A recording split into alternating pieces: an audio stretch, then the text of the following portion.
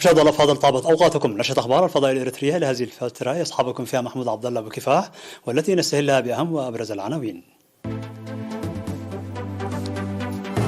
استقبال حافل لشعلة الاستغلال في سد مسلام بدباروا. أقليم جنوب البحر الأحمر يكمل استعداداته للاحتفال بذكرى الاستقلال. المواطنون يؤكدون بأن الاحتفال بذكرى الاستقلال هو نتاج الصمود والتصدي القوي. المجلس العسكري الحاكم في مالي يعلن إحباط محاولة انقلابية. وإيران تؤكد اعتقال مواطنين فرنسيين طالبت باريس بالإفراج عنهما. التلوث يقتل 9 ملايين شخص سنويا، وإفريقيا الأكثر تضررا.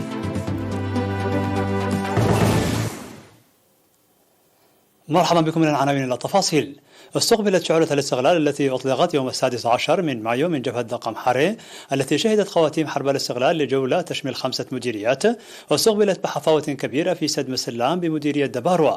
وتسلم مدير مديرية دباروا السيد فرونجيل تخلاهيمانوت الشعلة بمارشات الشرف من يد مدير مديرية دقم حري سيد يماني أبرا، وقال أن شعلة الاستغلال تعبر عن معجزة صمودنا وعزتنا، ومؤشر لتوارث الأجيال قيم الصمود والتصدي. ومن جهتهم قام المشاركون في الحفل بجولة على ظهر قارب في سد مسلام لتواصل شعلة الاستغلال بعد ذلك رحلتها إلى مديرية مندفرة.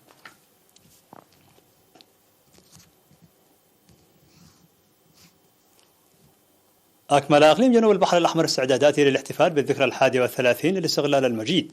وأوضحت المدير العام لقسم الثقافة والرياضة في الإقليم السيدة حواء محمد بأن التجهيزات ظلت جارية منذ منتصف أبريل الماضي على مستوى الإقليم والمديريات، وتجرى حاليا أنشطة رياضية في مدينة عصب والبلدات الأخرى. وأشارت إلى أن الاحتفال الرسمي على مستوى الإقليم سينظم في الفترة من 23 من مايو وحتى 26 من مايو يوم تحرير مدينة عصب بعرض مناشط ثقافية وفنية.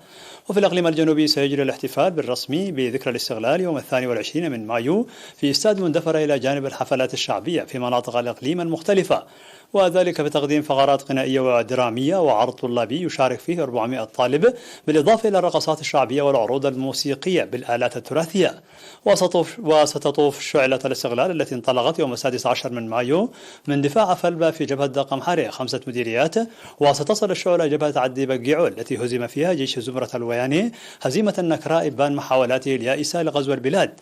وسيجري استقبال حافل للشعلة يوم 20 من مايو في عد ختيو لتنهي جولتها يوم 22 من مايو في استاد مندفرة. هذا وقد أجرت مديريات الإقليم الجنوبي الاستعدادات اللازمة للاحتفال بذكرى الاستغلال بحفاوة كبيرة.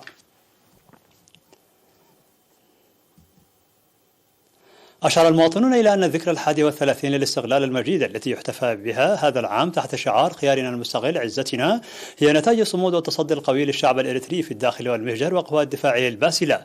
وأوضح المواطنون في شوارع العاصمة أسمر المزينة بالأعلام والإنارات الملونة بأن يوم الاستغلال يوم يذكر الجميع بتضحيات الجسام التي دفعت من أجل الاستغلال، وهو مناسبة لتجديد العهد لحماية وتنمية البلاد.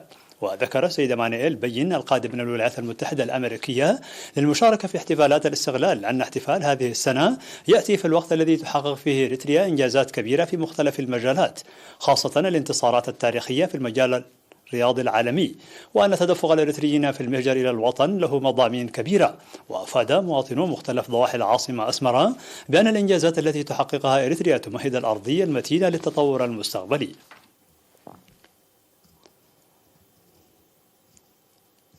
أعلنت وزارة الصحة شفاء 3 مواطنين من وباء كورونا كانوا يتلقون الرعاية الصحية في المستشفيات، وبهذا بلغ عدد المصابين بفيروس كورونا في البلاد حتى الآن 9751، شفي منهم 9636 وتوفي 103 مريضا، فيما لا يزال يتلقى 12 من المصابين الرعاية الصحية في المستشفيات. وزارة الصحة 18 من مايو 2022. قال السيد يعقوب إدريس مدير مديرية نخفة في تصريح بمناسبة الذكرى 31 للاستقلال المجيد بأن المديرية شهدت إرساء خدمات اجتماعية أحدثت تغييرا ملموسا في حياة السكان، وذكر بأن الجهود التي بذلت في سنوات الاستقلال لإعادة المناطق المدمرة جراء الحرب إلى سابق عهدها وتجميع القرى المتناثرة مكنت من إرساء مؤسسات التعليم والصحة والمياه والمواصلات والاتصالات في 11 ضاحية. كما ساهم ذلك في الاستقرار والتطور. وأوضح وجود 15 مدرسة تدرس في مباني حديثة و13 مدرسة في الخيام و37 نقطة تعليم لبرنامج عريوت، وإرساء مشاريع مياه تعمل 3 منها بالطاقة الشمسية و7 بالدفع اليدوي. وقد تم ضمان مياه الشرب النقية بنسبة 70% تقريبا في المديرية. وأفاد مسؤول الخدمات الاجتماعية في المديرية السيد تسفاء إيوب بوجود مستشفى و3 عيادات و5 نقاط صحية، مشيرا إلى انخفاض نسبة وفيات الأمهات والأطفال لمستوى الصفر بفضل برامج رعاية الأمومة والطفولة. وكما أشار إلى القيام بالتنمية الزراعية في مناطق بقلة ولابا واندلال وماريت، وإنتاج الذرة والعلف الحيواني والخضروات والفواكه، وتطور تربية النحل والمواشي. وأفاد أيضا بتحقيق نتائج مرضية في خدمات المواصلات والاتصالات، ومن المتوقع سد النواقص في أقصر وقت ممكن.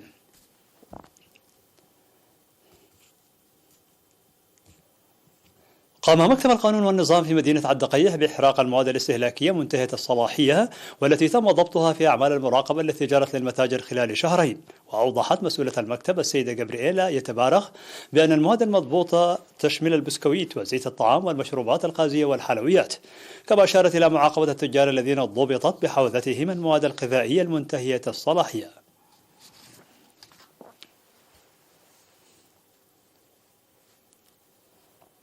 مشاهدينا الأفاضل، كانت هذه الأخبار الداخلية. فاصل قصير ونوافيكم بالأخبار العالمية، فابقوا معنا.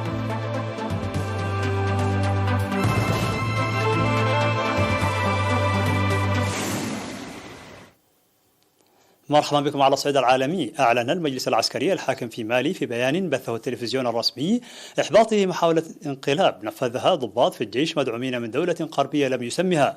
ولم يقدم البيان تفاصيل إضافية بشأن المحاولة الانقلابية ولا المتهمين بتنفيذها، إلا أن مسؤولا عسكريا أوضح أن عدد الذين أوقفوا يناهز 10، ولا يزال البحث جاريا عن آخرين لتوقيفهم. وفي بيان بثه التلفزيون الرسمي قالت الحكومة الانتقالية التي شكلها المجلس العسكري إنه في مسعى فاسد لكسر ديناميكيات إعادة بناء مالي حاولت حفنة من الضباط وضباط الصف الماليين المناهضين للتقدميين تنفيذ انقلاب. ولم يذكر البيان أي تفاصيل بشأن المحاولة الانقلابية ولا المتهمين بتنفيذها، مكتفيا بالقول أن السلطات اعتقلت عددا من الضالعين فيها والذين ستتم محاكمتهم من دون أن يحدد عددهم.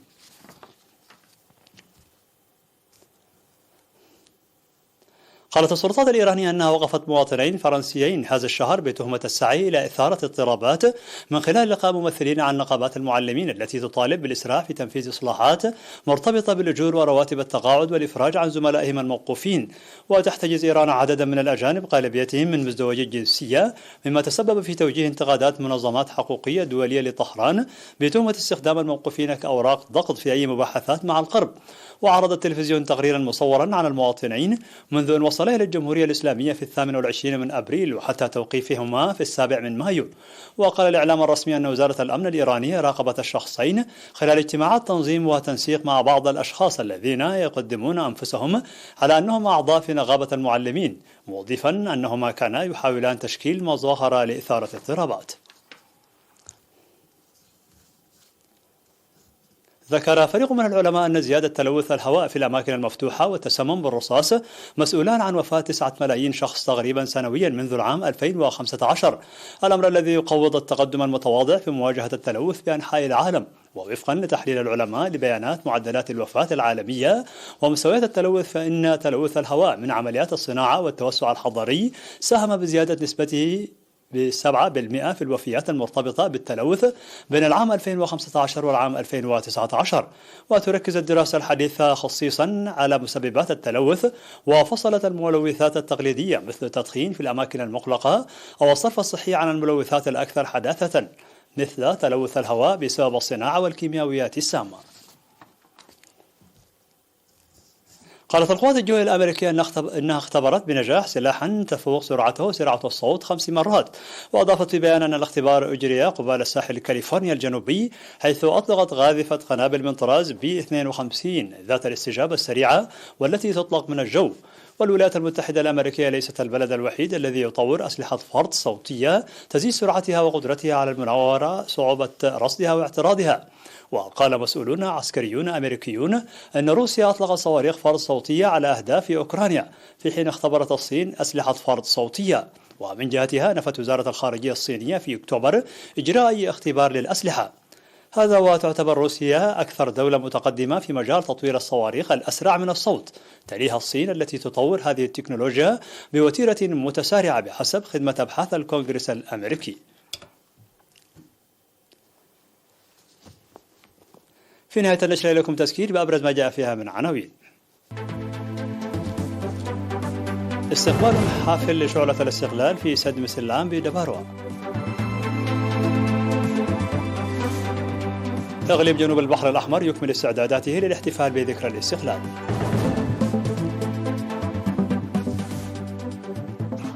المواطنون يؤكدون بأن الاحتفال بذكرى الاستقلال هو نتاج الصمود والتصدي القوي. المجلس العسكري الحاكم في مالي يعلن إحباط محاولة انقلابية. وإيران تؤكد اعتقال مواطنين فرنسيين طالبت باريس بالإفراج عنهما. التلوث يقتل 9 ملايين شخص سنويا وإفريقيا الأكثر تضررا.